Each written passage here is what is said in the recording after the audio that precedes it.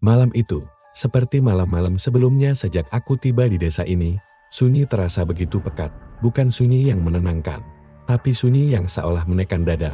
Aku baru beberapa minggu di sini, mencoba lari dari hiruk-pikuk kota, tapi keheningan di desa terpencil ini terasa lebih menyesakan.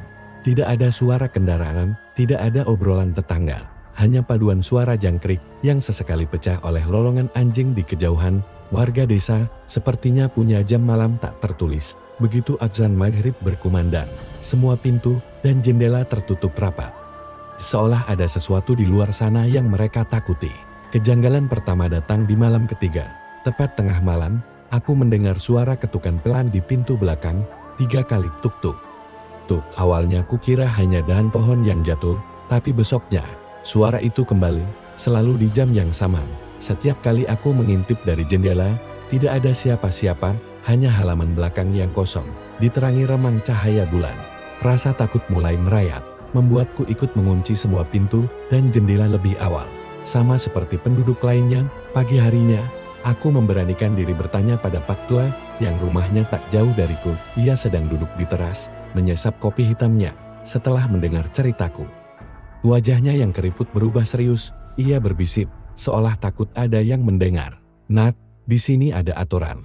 Kalau sudah lewat jam 10 malam, jangan pernah menoleh jika ada yang memanggil namamu dari luar. Dan satu lagi, ia berhenti sejenak, menatapku tajam. Jangan pernah dekati sumur tua di ujung desa. Apapun yang terjadi, larangan itu alih-alih membuatku takut, justru menyalakan api penasaran. Sumur tua, kenapa dilarang? Malam itu, didorong oleh rasa ingin tahu yang tak tertahankan, aku melanggar aturan itu dengan berbekal senter. Aku berjalan menyusuri jalan setapak yang gelap menuju ujung desa. Semakin dekat, udara terasa semakin dingin dan lembab. Aroma bunga melati yang aneh mulai tercium, bercampur dengan bau tanah basah yang anyir. Jantungku berdebar kencang. Setiap bunyi ranting batang membuatku terlonjak kaget. Aku tiba di depan sumur tua itu. Bangunannya terbuat dari batu bata yang sudah berlumut, ditutupi tanaman rambat liar. Suasananya begitu mencekam. Tiba-tiba, dari arah sumur, aku mendengar suara bisikan lirih. Suara seorang wanita memanggil namaku, persis seperti yang dikatakan Pak Tua. Aku membeku di tempat, keringat dingin membasahi kening. Seharusnya aku lari, tapi kakiku seolah terpaku di tanah. Rasa penasaran mengalahkan rasa takutku. Perlahan, aku mengarahkan senterku ke arah sumur. Cahayanya menyorot sesosok wanita berbaju lusuh, membelakangiku. Rambutnya panjang terurai menutupi hampir seluruh punggungnya. Ia sedang membungkuk, seperti sedang mencuci sesuatu di bibir sumur. Gerakannya berulang, naik dan turun. Aku tidak bisa melihat wajahnya, tapi pemandangan itu sudah cukup membuat bulu kuduku berdiri. Apa yang ia cuci malam-malam begini? Dengan tangan gemetar, aku menyorot lebih dekat ke benda yang ia cuci. Jantungku serasa berhenti berdetak. Itu bukan pakaian, itu adalah selembar kain kafan yang masih basah oleh noda darah segar.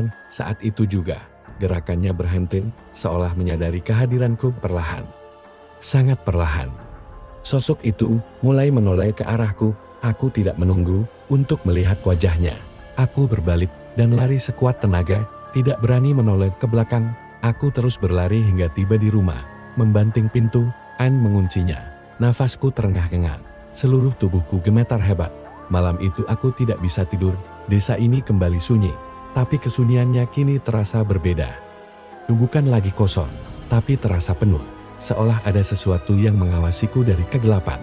Aku merasa tidak sendirian di dalam rumah ini. Aku sadar, saat aku lari dari sumur tua itu, aku tidak benar-benar pulang seorang diri. Aku telah membawa sesuatu pulang bersamaku, dan kini, setiap malam, aku tidak lagi mendengar ketukan di pintu.